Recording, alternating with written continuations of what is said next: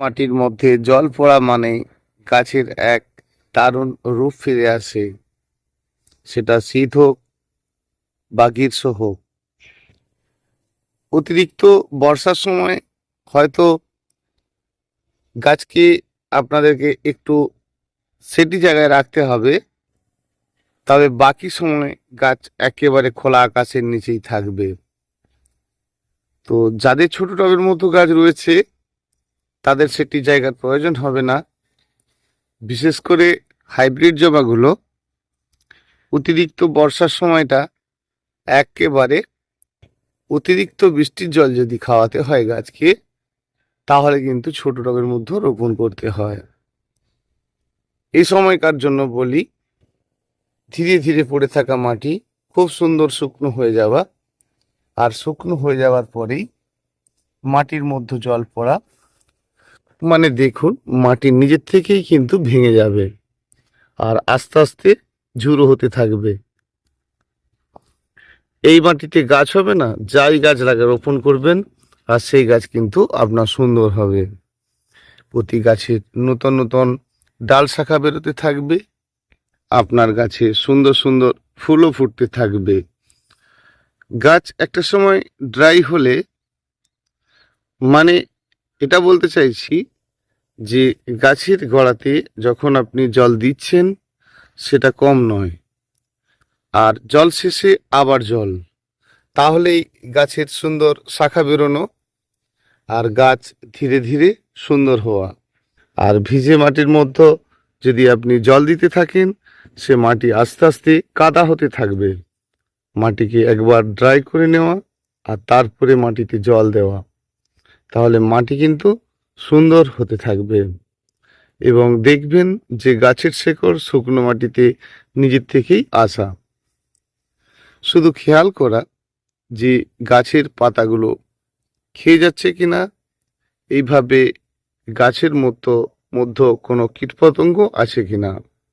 গাছের পাতার উল্টো দিকে লক্ষ্য করা, গাছের ডগার কুশিগুলো একটু ভালো করে দেখা। গাছের এই ডগা কুশিটা আপনি লক্ষ্য করলে বুঝতে পারবেন এতে যদি জিউ পোকা, সাদা পোকা এই ধরনের কিছু হয়ে থাকে।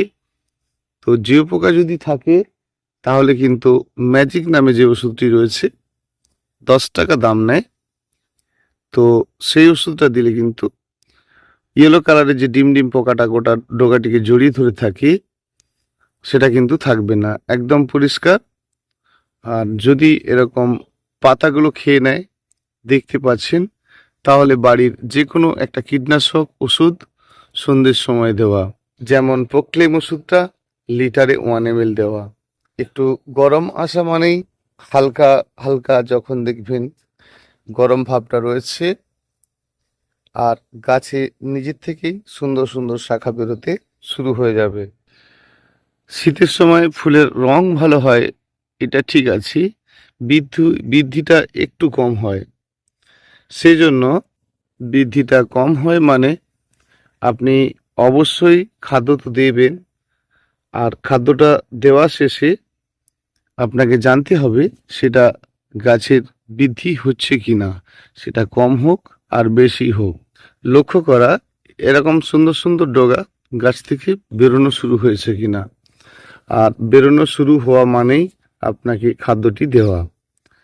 খাদ্য দিয়েছেন মানে আপনি খৈলের জল দিয়েছেন বা অন্য কোনো খাদ্য বানিয়ে দিয়েছেন, আর বানানো খাদ্য দিচ্ছেন কিন্তু বৃদ্ধি নেই, তাহলে জানতে হবে যে আপনার মাটির মধ্যে ভালো রকম ড্যাম্প হয়ে রয়েছে। মাটিকে একটু ড্রাই করে নেওয়া, প্রয়োজন বোধে গাছের গোড়ায় একটু চুনের জল দেওয়া, 100 গ্রাম চুন 10 লিটার জল, এটা আপনারা জেনেছেন, সেই জলটি দেওয়া। ধীরে ধীরে গাছের রূপ রং, গাছের কুঁড়ি একেবারেই ভর্তি থাকবে। যে কোনো একটা খাদ্য আপনি দেওয়ার চেষ্টা করুন। যেমন ধরুন আপনি মূলত গাছের গোড়াতে খৈলটাই তো দেন, তো যদি আপনি খৈলটাই দেন তাহলে গাছে আপনি খৈলকে জলের মতো ভাবে ব্যবহার করার চেষ্টা করুন, আর যাতে কিন্তু গাছ আপনার প্রতিদিনই খেতে পারবে এবং গাছে কিন্তু একদম পরিষ্কার গাছের রূপ থাকবে এবং প্রচুর পরিমাণে গাছের ডাল শাখা বেরোতে থাকবে এবং ফুলে ফুলে কিন্তু ভরে উঠতে থাকবে। আর প্রতিদিন খাদ্য আপনি কিভাবে দিতে পারবেন? বেশি দিন খৈলকে তো অবশ্যই ভেজাবেন না, সেটা বাদাম খৈল হোক, সরিষার খৈল হোক, নিম খৈল হোক, ধনচি খৈল হোক, যে ধরনের খৈল আপনি আপনার ওখানে পেয়েছেন, তাহলে এরকম আপনি যে কোনো একটি খৈলকে একটি পাত্রে ভিজিয়ে রাখুন। আর সাথে আপনি যে জলটা দিচ্ছেন সেই জলটা আপনি সাধারণভাবেই করুন, এই প্রসেসটা একটু আলাদাভাবে করুন। তাহলে আপনি খৈলকে ভিজিয়েছেন মানে জাস্ট খৈলটা ভিজেছে, একেবারে কম্প্যাক্ট থাকবে কিন্তু খৈলটা ভেজা থাকবে, অর্থাৎ দইয়ের মতো করে নেবেন। আর ওর থেকে আপনি আপনার টেবিল চা চামচের 1 চামচ করে ওই আপনার ভেজা খাদ্যটিকে তুলে নেবেন। নেওয়ার পরে আপনি কমসে কম 5 লিটার জলের সঙ্গে সেটিকে গুলিয়ে ফেলুন। আর সেই জলটা মাত্র মনে রাখবেন টেবিল চা চামচের 1 চামচ, বেশি নয় কিন্তু। 5 লিটার জলের সঙ্গে গুলে ফেললেন। আর প্রতিটি গাছের গোড়াতে আপনি 1 গ্লাস করে 1 দিন 2 দিন ছাড়া বা প্রতিদিনই দিতে পারেন। তাহলে আপনার গাছ কিন্তু প্রতিদিনই খেতে থাকছে। আর এই কাজটি আপনারা যখন করবেন, মনে রাখবেন 10 থেকে 12 দিন 15 দিনের ভেতর কিন্তু চুনের জলটি দিতে হবে। কারণ আপনি এভরিডে খাদ্য দেবেন, মাটির মধ্যে সবুজ ভাব আসা শুরু হবে, বেশ কিছু আগাছা উদ্ভিদের জন্ম হতে থাকবে। কারণ মাটি যত উর্বর হতে থাকবে, ঘাসপালা আগাছার জন্ম তত বেশি হতে থাকবে। আর হতে থাকবে মানেই আপনার কিন্তু চুনের জলটি দেওয়া অত্যন্ত জরুরি হবে। 100 গ্রাম চুনের সাথে 10 লিটার জল, এই আন্দাজ মতো নেবেন। আর সেই জলটা কিন্তু আপনি গাছের গোড়াতে দিতে থাকবেন। অন্তত 7 দিন 10 দিন ছাড়া হলেও হঠাৎ একদিন করে জল দেওয়া বন্ধ রাখবেন। মাটি ভালো করে ড্রাই করবেন, তারপরে আবার আপনি যেমন গাছকে জল দেন সেটা দেবেন। আপনার গাছ আপনি নিজেই বুঝে উঠতে পারবেন না যে কখন আপনি সুন্দর করে ফেলেছেন। প্রতিদিন গাছকে খাদ্য দেওয়া পরিমাণে কম, গাছের সেটা ভালো। সেজন্য বলবো গাছের মাটিকে একটা সময় একেবারে খটখটে শুকনো করবেন। আর শুকনো মাটি যখন হতে থাকবে, নিজের থেকেই দেখবেন ভাঙতে শুরু হয়ে যাবে। তার মধ্যে যদি একটু করে জল পড়ে যায়, সে মাটি নিজের থেকেই একেবারে ঝুড়ো হতে থাকে। আর সেই গাছ কিন্তু একদম সুন্দরভাবে বৃদ্ধি পেতে থাকে। সেজন্য আপনার গাছের গোড়ার মাটি মাঝে মাঝে পরিষ্কার করে ড্রাই করা। তাহলে কি আপনি খৈলের জলই শুধু দিতে পারবেন এই রকম, আর অন্য কিছু দিতে পারবেন না? খুব পারবেন। আপনি দোকানে যান, গিয়ে বলুন বোনডাস্ট দিন। আবার একদিন যান, গিয়ে বলুন লেদার মিল দিন। কোনো দিন গেলেন, বললেন যে গাছে খোল দেব, তাহলে আপনাকে একটু ঘুরিয়ে ফিরিয়ে দিতে হবে। আর দেওয়ার সিস্টেমটা একই সাথে নয়। এলোমেলো কথার মানে ঠিক বুঝতে পারলেন কিনা জানি না। ধরুন আপনি প্রথম দিন 100 গ্রাম খোল কিনে নিয়ে এসেছিলেন, আপনার গাছে দিতে দিতে 1 সপ্তাহের মধ্যে শেষ হয়ে গেছে।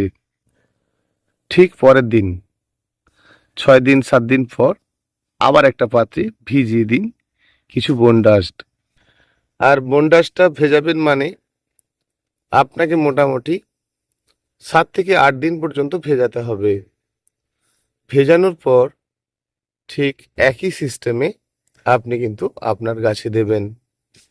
ধরুন আপনি 2 লিটার জলের সাথে 1 থেকে 200 গ্রাম বনডাস্টের দানা বা লেদার মিলের দানা আপনি জলে ভিজিয়ে দিয়েছেন।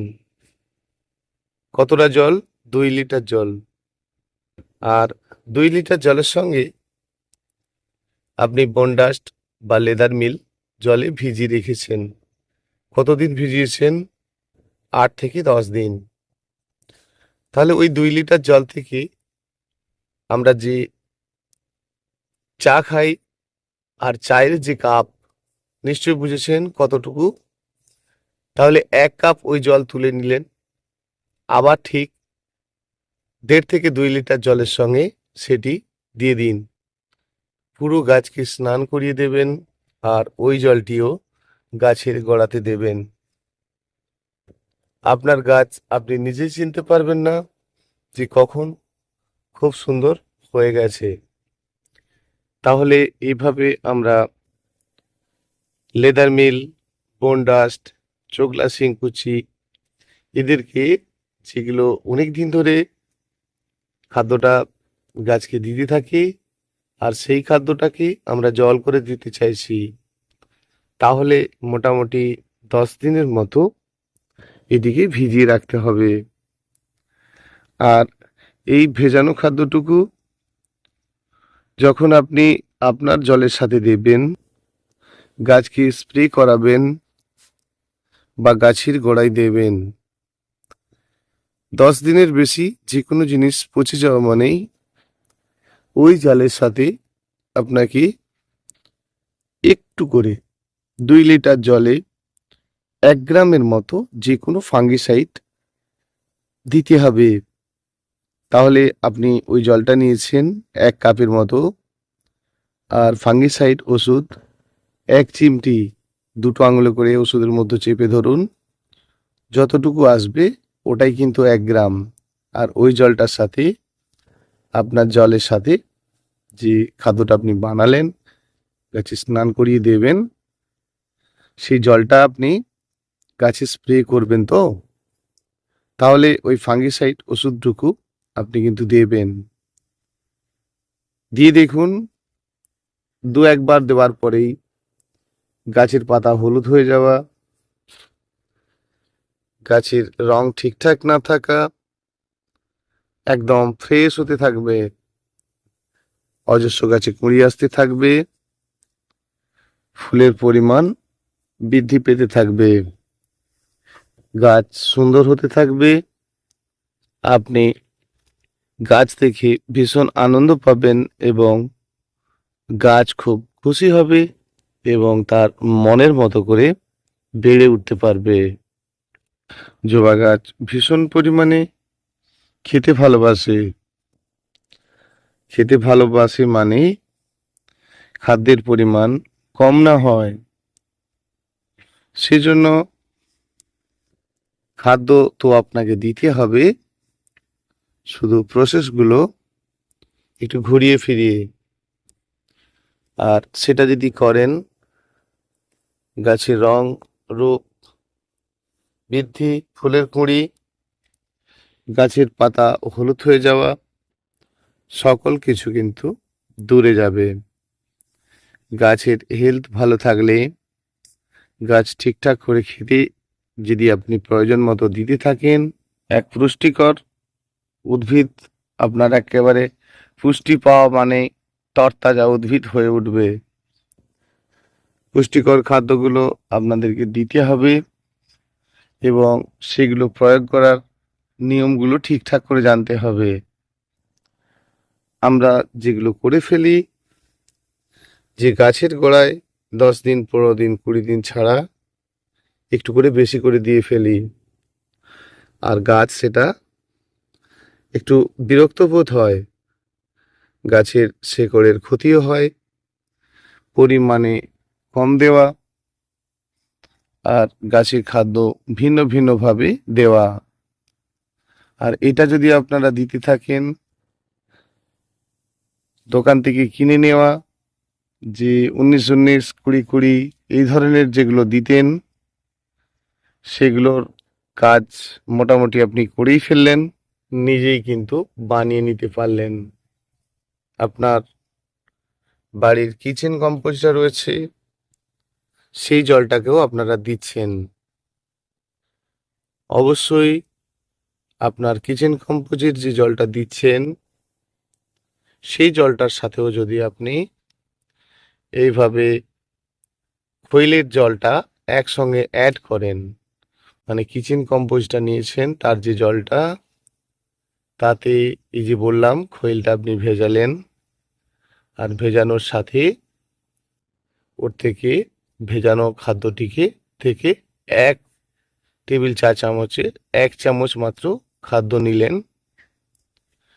1.5 থেকে 2 লিটার জলের সাথে আপনি সেটাকে গুলে ফেললেন, আর সেই যে গাছের গোড়ায় কিন্তু সেই জলটা দিলেন।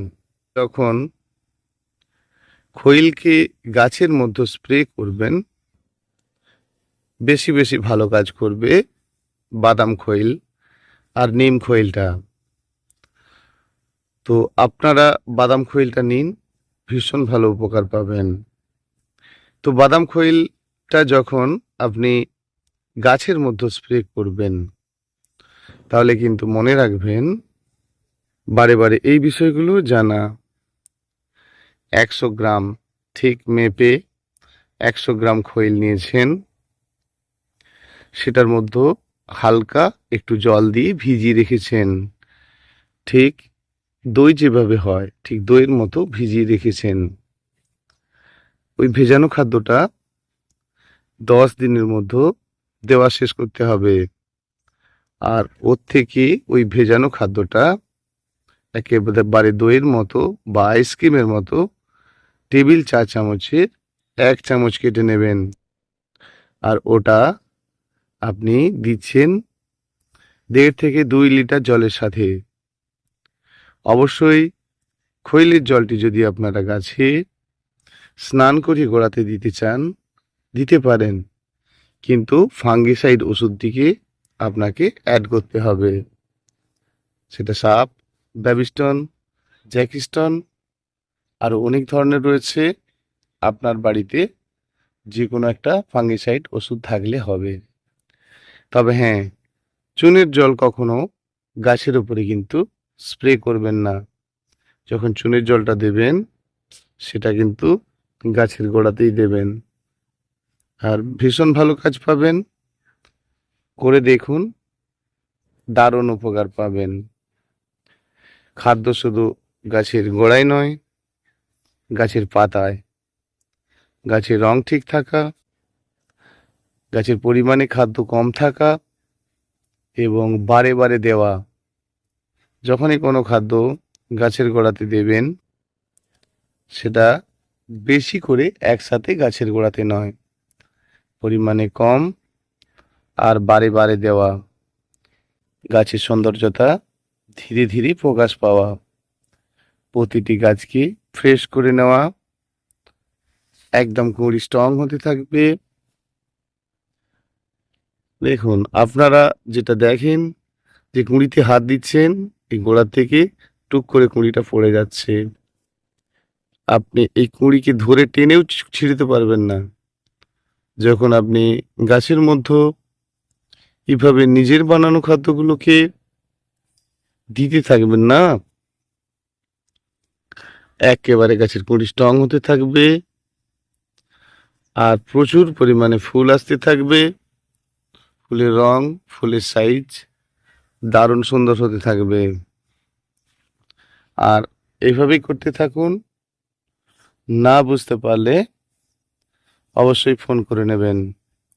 পুষ্পশ্রী নার্সারি, কলাঘাট। আমি কমল। ভীষণ ভালো থাকবেন বন্ধুরা। অনেকটা সময় দিয়ে ভিডিওগুলি দেখেন, অনেকটা সময় দেন, এইভাবেই সাথে থাকবেন। দেখুন, গাছের সম্বন্ধে জানতে হলে প্রথম থেকে একটু একটু করে জানতে হয়, আর জানতে জানতে আপনি সুন্দর গাছ অবশ্যই করতে পারবেন, ভালো করতে পারবেন আপনার গাছ। অসংখ্য অসংখ্য ধন্যবাদ। আবার আসবো বন্ধুরা আগামীকাল। ফোন নাম্বারটা আরও একবার বলি, 09456194। ধন্যবাদ।